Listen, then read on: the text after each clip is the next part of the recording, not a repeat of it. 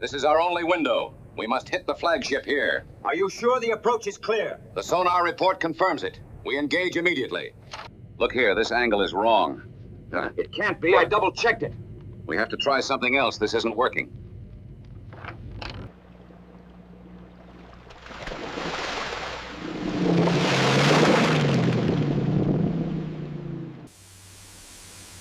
Target bearing 270. All ahead slow.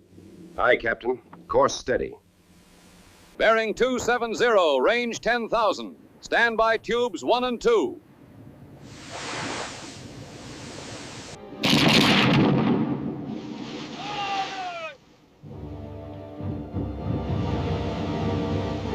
January 1941.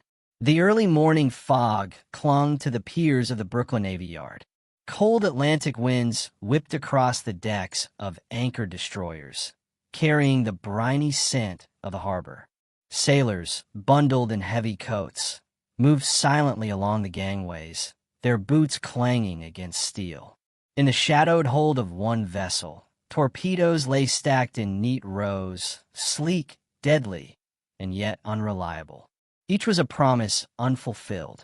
Tests had failed, guidance systems faltered, and engines sputtered. Officers scowled over blueprints, rubbing weary eyes, the tension palpable. The Navy knew the world was at war. Across the oceans, Germany and Japan were pressing forward with relentless efficiency. The United States, still officially neutral, was unprepared for the scale of modern naval warfare. In nearby workshops, engineers at General Electric hunched over electric motors, wiring intricate circuits by hand. Sweat mixed with the scent of oil and varnish as they worked feverishly against the clock. Every design choice, every connection, could determine whether American submarines would strike effectively or drift silently into failure. This was more than engineering. It was survival, and the race to create a reliable torpedo had only just begun. The problem was clear. America had no torpedoes ready for the war it would soon enter. By early 1941, the world was already engulfed in conflict. Across Europe, the German Wehrmacht had conquered Poland, Norway, Denmark, France, and the Low Countries. Britain, isolated yet unbowed, stood defiant against relentless Luftwaffe bombing campaigns. In the Pacific, Japan had begun its expansionist push into China and Southeast Asia, testing the limits of American patience and industrial capacity. The United States, still officially neutral, was caught in a delicate balance, supplying allies through the Lend-Lease Act while preparing for a potential global confrontation. Within this tense atmosphere, the U.S. Navy faced a glaring weakness. Its submarine fleet, crucial for patrolling the Atlantic and protecting supply lines, lacked reliable torpedoes. The standard Mark 14 torpedo, developed in the 1930s, had been plagued by design flaws. Depth mechanisms were inaccurate. Magnetic detonators often triggered prematurely or failed entirely. Straight-running torpedoes missed targets by hundreds of yards. Repeated tests at the Pacific Fleet's submarine base in Pearl Harbor revealed a humiliating truth. The Navy's primary undersea weapon was failing before it ever left the launch tube. Sailors trained in torpedo drills grew frustrated. Captains recounted night after night of missed opportunities during exercises, torpedoes striking harmlessly into sandbars or passing beneath practice targets. Engineers in the Bureau of Ordnance were caught between a relentless testing schedule and the slow pace of bureaucratic approval. Reports of malfunctioning torpedoes piled on desks, some marked top secret, others ignored in the rush to expand the fleet. Confidence among crews faltered. If war came tomorrow, they knew their torpedoes might betray them. The Navy's unpreparedness was more than technical. It was strategic. Germany's U-boats prowled the Atlantic, sinking convoys with ruthless efficiency. Japanese submarines in the Pacific were already equipped with functioning torpedoes, giving them a deadly edge. American war planners recognized that without a reliable undersea weapon, the U.S. fleet could be crippled before it fully engaged. The problem was urgent, and failure was not an option. Meanwhile, America's industrial capacity remained its secret advantage, but one that had yet to be fully mobilized. General Electric, Westinghouse, and other engineering firms had the expertise, but had not been tasked with wartime submarine armaments at scale. Converting civilian engineering knowledge into combat-ready technology was a formidable challenge. Factories were retooled, engineers drafted into special Navy committees, and prototype workshops sprang up in secrecy. Every day lost in development meant another day the Navy entered the war underarmed and vulnerable. By January 1941, the crisis had become impossible to ignore. The Navy's leadership convened urgent meetings in Washington. Maps and charts of the Atlantic and Pacific theaters lined conference rooms. Reports of torpedo failures were read aloud. The stakes were clear. America could not wait for perfection. It needed reliability, speed, and innovation. And in the shadows of these high-stakes discussions, the fate of countless submariners rested in the hands of a handful of engineers, tasked with making the impossible work. This backdrop of global tension, technical failure, and industrial urgency set the stage for one of the most critical engineering feats of the war: designing electric motors capable of powering torpedoes that would finally meet the Navy's exacting standards. The clock was ticking, and every moment brought the United States closer to a confrontation for which it was dangerously unprepared. While the Navy struggled with torpedo failures, American industry was quietly gearing up to meet the challenge. General Electric, already a giant in electrical engineering, was called upon to tackle a problem that bridged science, mechanics, and human survival. Torpedoes required propulsion systems that could operate silently, reliably, and under extreme underwater pressures. For the engineers at GE, this was uncharted territory.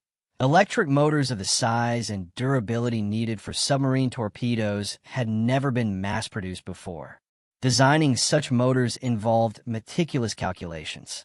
Engineers had to balance power output with battery efficiency, ensuring that a torpedo could travel hundreds of yards at precise speed without overheating. The motors had to function in salt water, resist shock from launch, and maintain exact rotational speed to ensure accuracy. Every component was subjected to testing protocols that were rigorous, yet time-consuming, because failures at sea would mean lives lost. In early 1941, prototypes were fragile. Wires burned out, bearings seized, and even slight misalignments could throw off performance. Coordination between the Navy and GE was intensive. Technical committees were formed, composed of naval officers and civilian engineers. Daily meetings reviewed test data, troubleshooting failures, and refining designs. In laboratories filled with the smell of oil, varnish, and solder, engineers worked in shifts, often through the night, rewiring and rebalancing motors for the next round of testing. GE's industrial plant in Schenectady, New York, became a hive of activity, producing components in small quantities to refine tolerances before full-scale production could begin. But technology was only one part of the equation. The Navy's operational requirements were unforgiving. Submarines required torpedoes that could be launched from various depths and angles, navigating underwater currents with precision. Each test had to simulate real combat conditions. Initial runs revealed persistent problems. Torpedoes veered off course, batteries drained too quickly, and motors produced noise that could betray a submarine's position. Engineers faced the dual pressure of technical difficulty and the moral weight of human lives, depending on their success. Early prototypes, though imperfect, represented a critical step forward. Electric propulsion promised a solution to the Mark XIV's chronic failures. Unlike the steam-driven predecessors, electric torpedoes could operate quietly, reducing the chance of detection. Yet scaling up from one working prototype to hundreds of combat-ready torpedoes was an entirely different challenge. Factories had to adapt precision machining techniques to wartime production speeds, while maintaining the tolerances that determine success. Supply chains for copper, insulation, and batteries became as vital as the engineering itself. By mid-1941, the first GE-built electric motors were ready for field testing. Submarine crews were skeptical. Previous failures had eroded trust, but the Navy recognized that these tests could determine whether the U.S. could match or surpass enemy undersea capabilities. Each launch was carefully documented, every deviation analyzed. Slowly, patterns emerged, and design tweaks improved reliability. This period of relentless trial, adjustment, and collaboration underscored a critical reality of wartime innovation. Victory depended not just on manpower or strategy, but on the quiet, persistent work of engineers converting theory into tools of war. The Navy's torpedo crisis highlighted the interdependence of human skill, industrial capacity, and technological ingenuity, a theme that would define the coming years of submarine operations. From these early experiments, the stage was set to explore the story from multiple perspectives. The human toll, the technological breakthroughs, the tactical challenges, and the leadership decisions that intertwined in the race to produce America's first reliable electric torpedoes.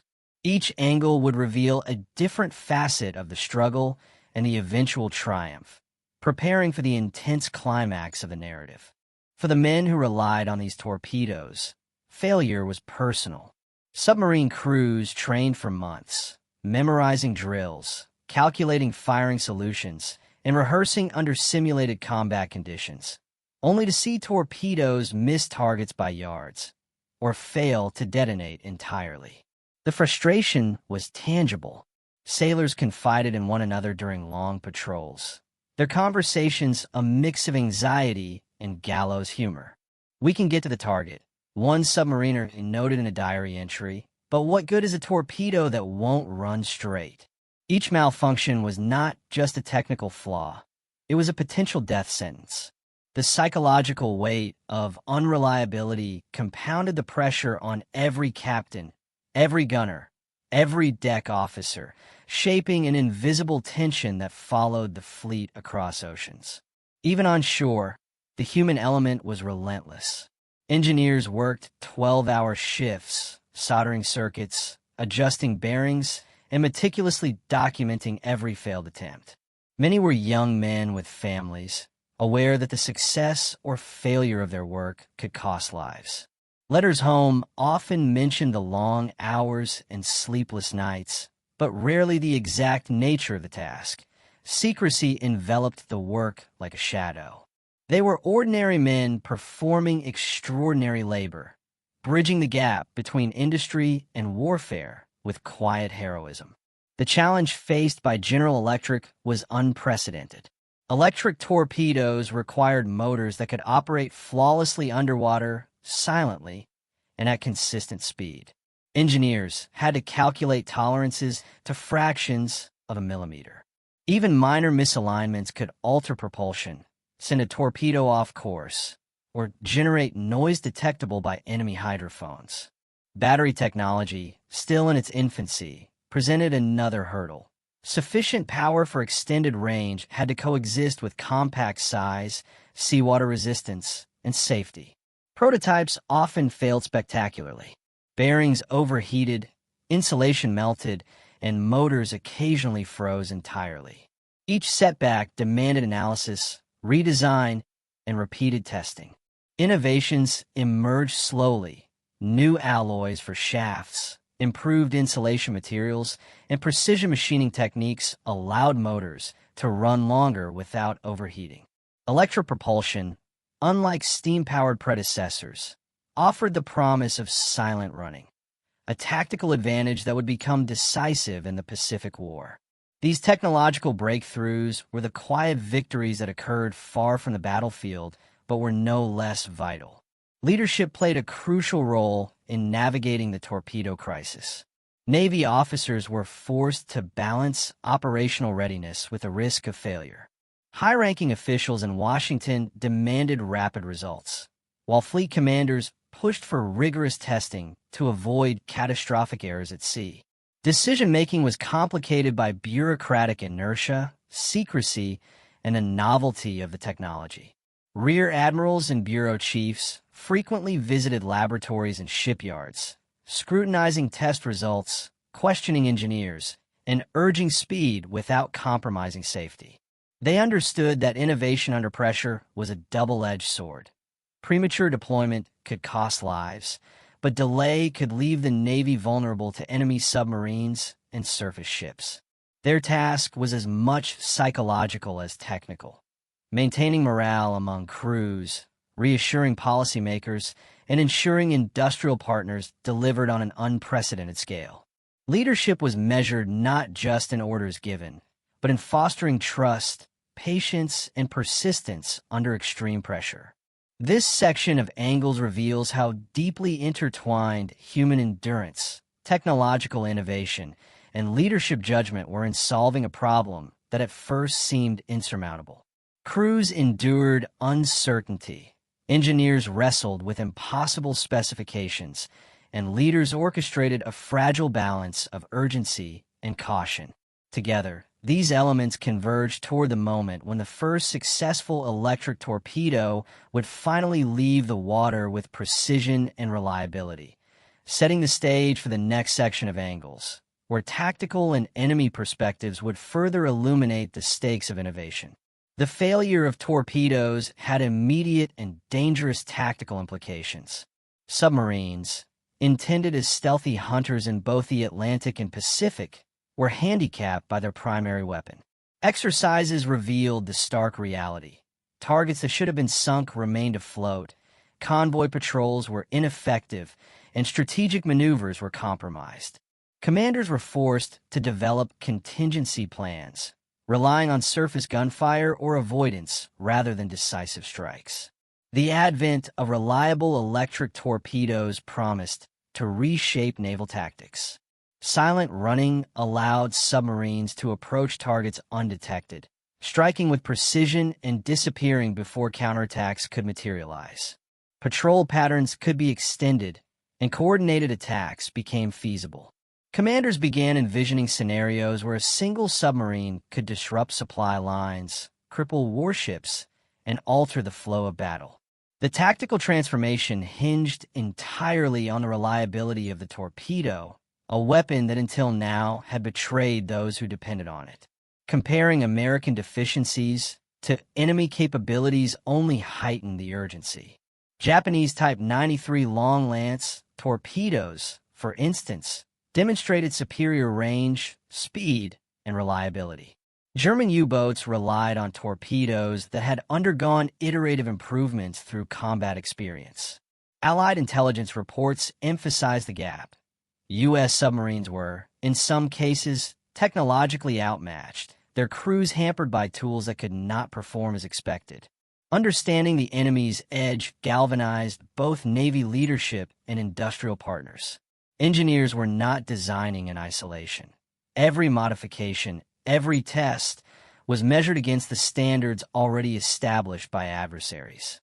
The stakes were clear. Failure would mean American submarines entering combat with inferior firepower, at the mercy of more experienced and better-equipped foes. The urgency of catching up was not hypothetical. It was existential. Beneath the technical and tactical dimensions lay a moral imperative. Each torpedo represented more than engineering complexity. It represented human lives. Submarine crews trusted their weapons implicitly, and every malfunction carried a potential cost measured in death or mission failure. Engineers and factory workers carried a quiet burden.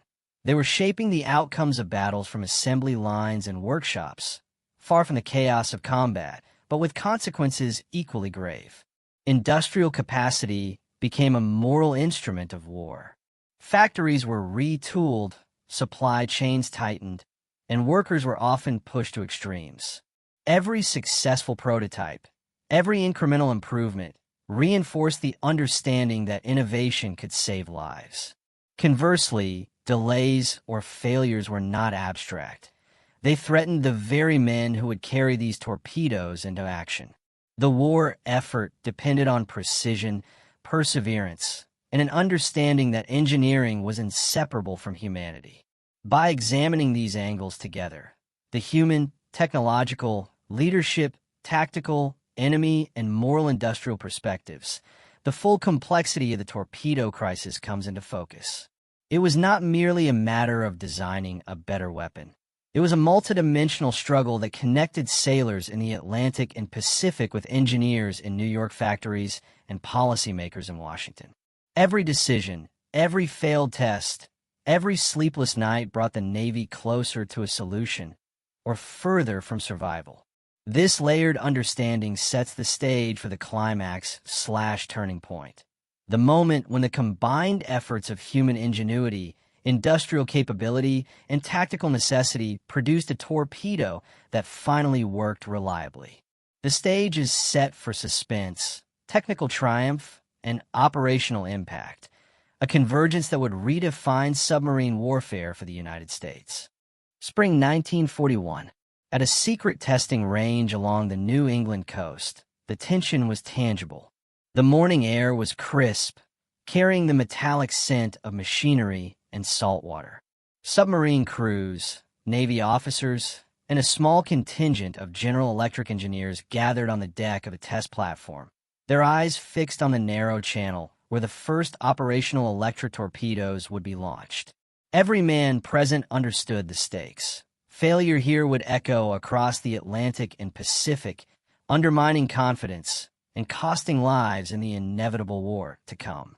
The first torpedo slid into the water with a hiss of compressed air, its hull gleaming under the rising sun.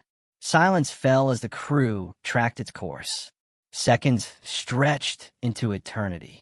The torpedo veered slightly at first, then corrected itself.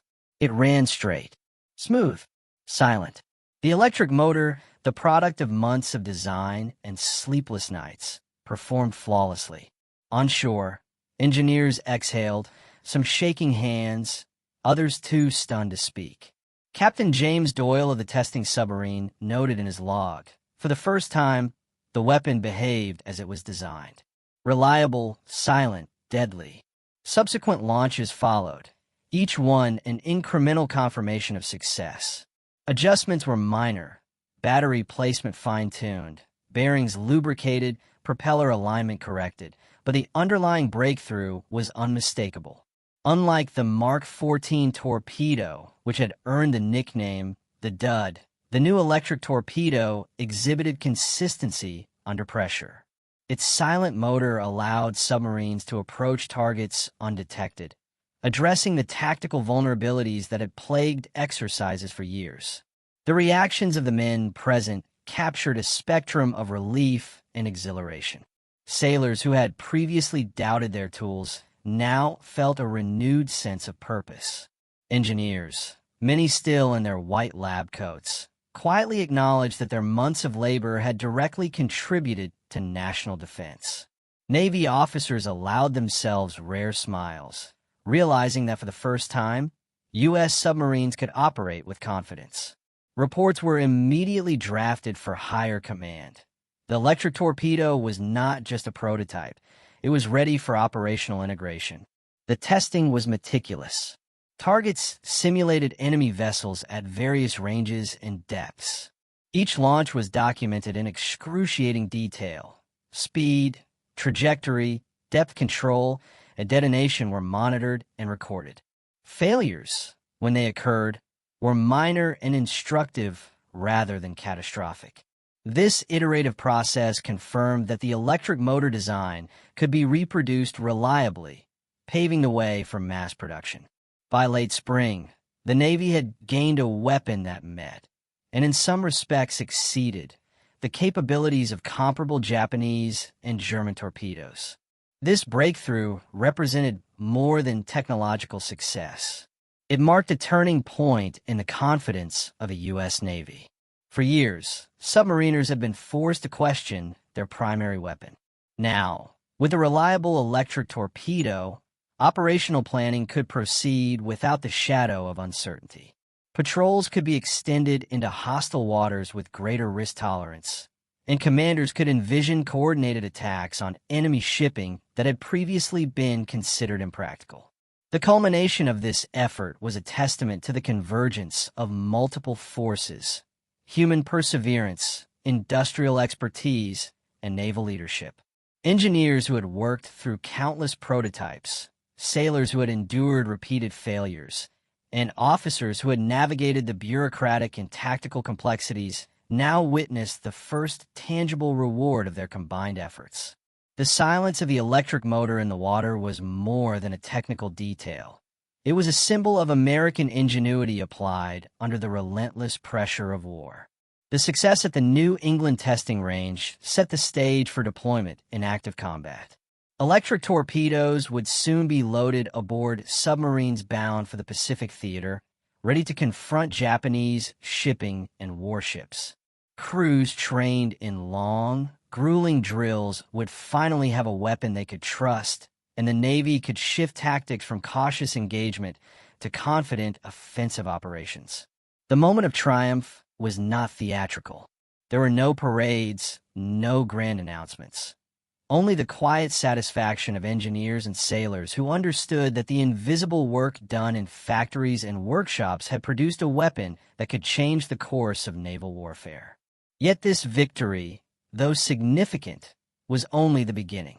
Operational challenges lay ahead, and the electric torpedo's true test would come in the open ocean, under fire, against a skilled and determined enemy. By mid-1942, the first electric torpedoes were being deployed aboard U.S. submarines in the Pacific. Silent, reliable, and deadly, the Mark 18 torpedo, the first American torpedo powered by General Electric's electric motor, represented a radical improvement over its flawed predecessors. Submarine crews, once skeptical, now felt a renewed confidence as they prowled the waters off Japanese-held islands. Every launch was calculated with precision, and the predictable behavior of the torpedo allowed captains to plan attacks with unprecedented accuracy. The first combat successes were both dramatic and instructive. Off the coast of the Solomon Islands, USS Wahoo, under the command of Lieutenant Commander Dudley Mush Morton, executed a daring patrol against Japanese shipping lanes. Using newly issued electric torpedoes, Morton's crew struck multiple enemy vessels in rapid succession.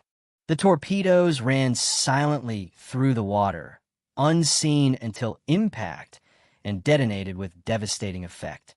Reports from the patrol emphasized the contrast with previous operations. Fewer misses, no erratic behavior, and no premature detonations. Submarine officers praised the weapon in after-action logs, noting that its reliability fundamentally altered the way they approached attacks. These operational successes had immediate strategic implications. Japanese supply lines, once considered secure against American submarines, were now vulnerable. Convoys that had previously escaped due to torpedo failure were intercepted and sunk.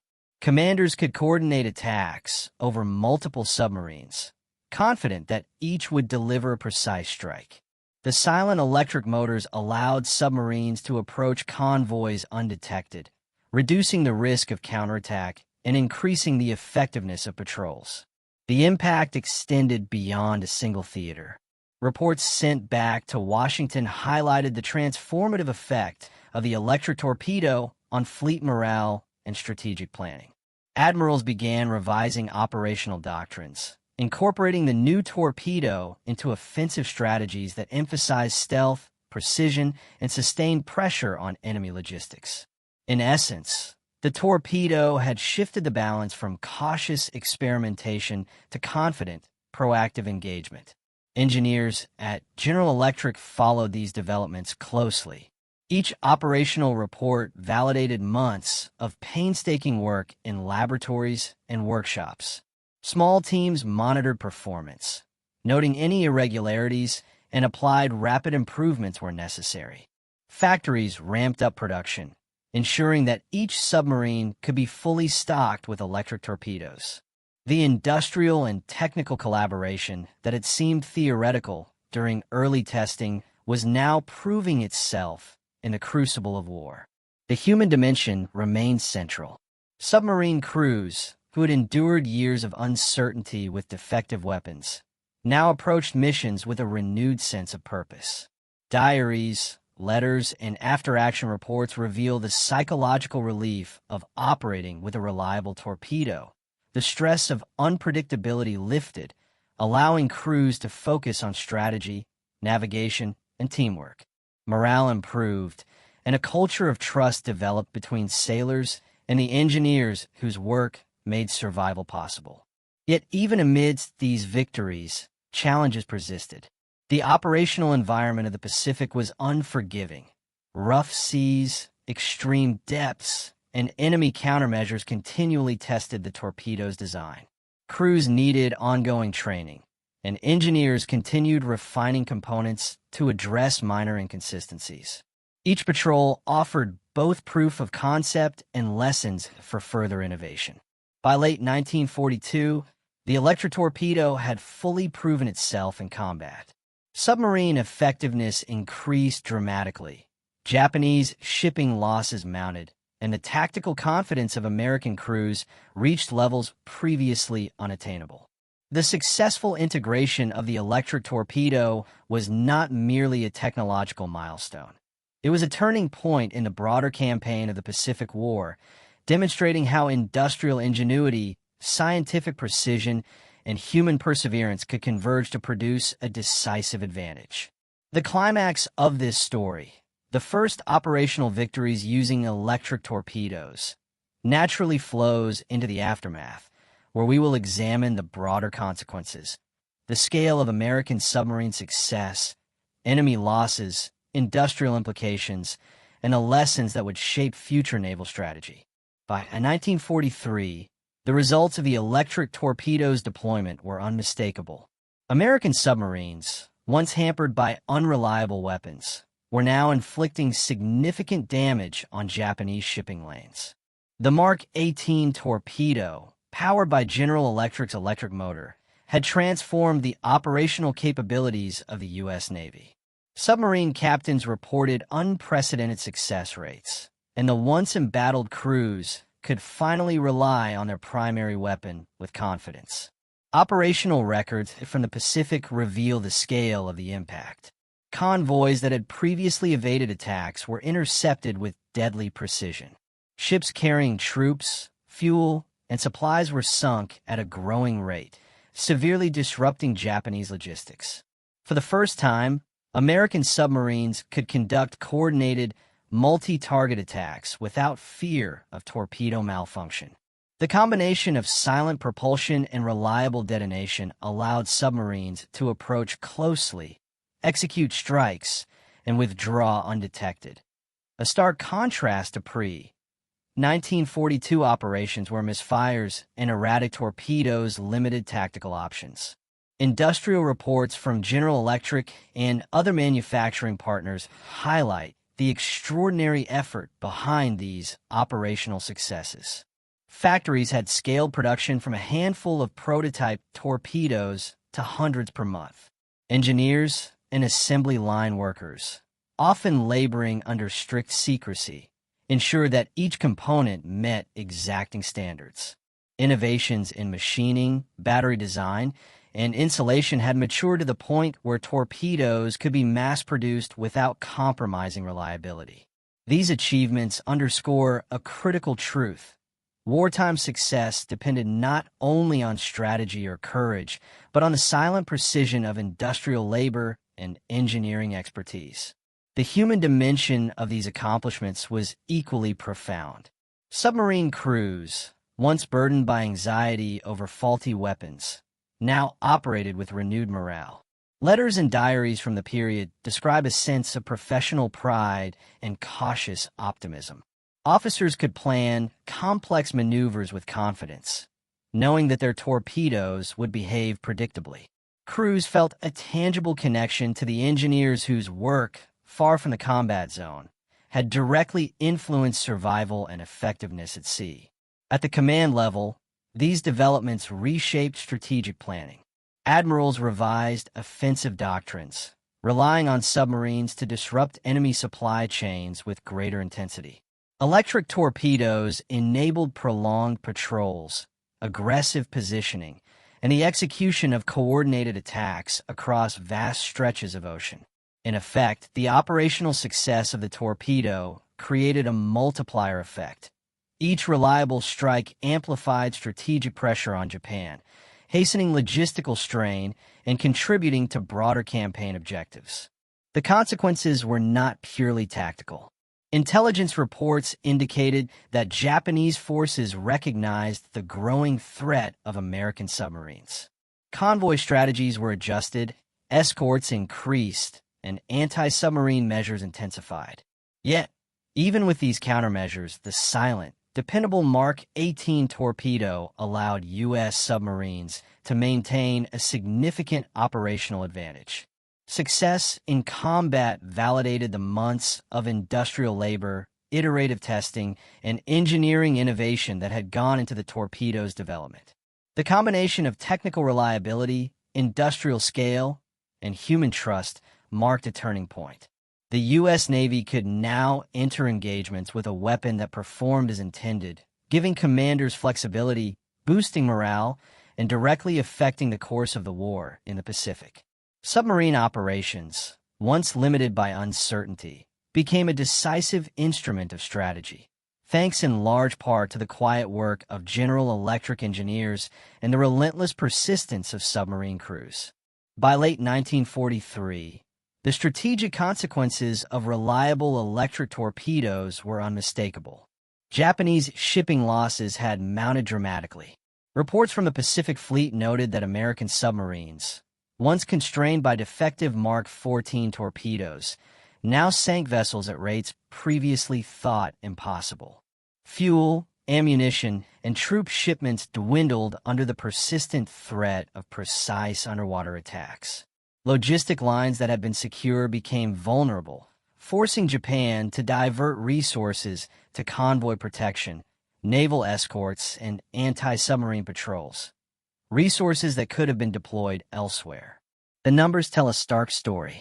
In the first 6 months of operational electric torpedo deployment, the U.S. Navy recorded dozens of successful engagements, each strike reducing enemy transport capacity.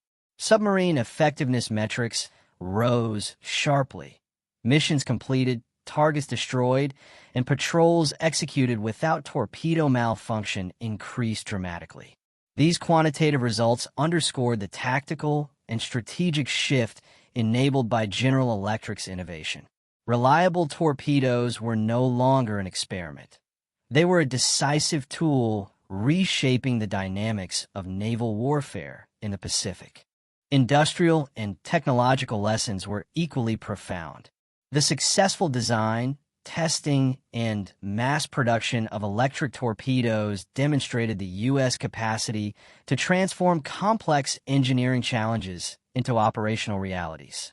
Factories adapted quickly to wartime demands, producing precision components at scale.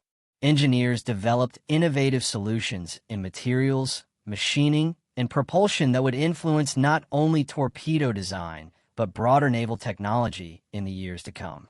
The collaboration between government, military, and industry became a model for wartime innovation, emphasizing speed, accuracy, and reliability under pressure. Human stories remain central to these outcomes. Submarine crews grew confident, mission-focused, and increasingly aggressive in operational planning. Letters from officers highlight an unusual blend of technical fascination and professional pride. They were witnessing, firsthand, the results of engineering excellence. Meanwhile, engineers and factory workers, often far from combat, recognized their critical role in sustaining the war effort. Every torpedo produced was not merely a technical achievement, but a lifeline for sailors, a tangible contribution to victory. Beyond the immediate tactical and industrial effects, the electric torpedo shaped long-term naval doctrine. Silent, reliable underwater weapons allowed the U.S. Navy to embrace offensive submarine strategies that emphasize disruption over confrontation.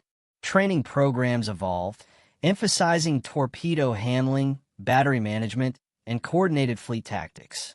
Lessons learned during these early deployments informed future designs, including faster, longer-range torpedoes with improved guidance systems. The experience underscored a fundamental truth of modern naval warfare. Technology and industry, when aligned with human skill, could decisively shift the balance of power.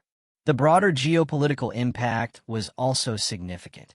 Japanese planners, recognizing the vulnerability of their supply lines, altered operational priorities, often at great cost. The ability of a relatively small number of American submarines to sink critical cargo forced the enemy into a defensive posture. In essence, the innovation of the electric torpedo magnified the effect of limited naval assets, demonstrating the power of precision engineering over sheer numbers. By the end of 1943, the torpedo crisis of 1941, once a source of national anxiety, had become a story of triumph. The combination of industrial ingenuity, technical expertise, and human perseverance had transformed a vulnerability into a decisive advantage. Submarine warfare had been revolutionized, the Pacific theater reshaped, and American naval strategy elevated to a level that would carry the fleet through some of the most challenging campaigns of the war. The story of America's torpedo crisis in 1941 is not simply one of machines and steel. It is a story of human ingenuity meeting urgent necessity. In the shadow of global conflict, when submarines prowled uncertain waters and sailors depended on tools that had repeatedly failed, a quiet revolution was taking place in factories, workshops, and laboratories. General Electric engineers, guided by precision, perseverance, and purpose, transformed a desperate problem into a decisive advantage. The electric torpedo became more than a weapon. It became a symbol of collaboration between human intellect and industrial might. Every turn of a motor, every careful soldering of a wire, every adjustment in a prototype reflected the stakes of life and death at sea. Submarine crews could finally trust the instruments of their survival, while engineers witnessed the tangible impact of their labor. This convergence of human effort, technological innovation, and strategic necessity illustrates a timeless principle. War is won not only by courage and tactics, but by the unseen work that makes victory possible. Beyond the immediate tactical successes, the crisis and its resolution reshaped naval warfare. Silent, reliable torpedoes redefined submarine strategy, allowing the U.S. Navy to strike decisively against supply lines and enemy warships. The lessons learned about industrial coordination, precision engineering, and iterative problem-solving under pressure echoed far beyond 1941, influencing future weapons design and the broader philosophy of military innovation. Perhaps most poignantly, the story reminds us that innovation often arises under constraint. What begins as failure, frustration, or doubt can, through persistence and ingenuity, become a force that changes the course of events. The electric torpedo was not just a tool of war. It was a testament to human resilience, technical brilliance, and the quiet courage of those who worked far from the battlefield. In the end, the crisis of 1941 became a defining moment, a turning point where necessity drove invention, and invention secured survival. The echo of those spinning motors beneath the waves serves as a lasting reminder that even in the darkest hours, ingenuity and perseverance can illuminate a path to triumph.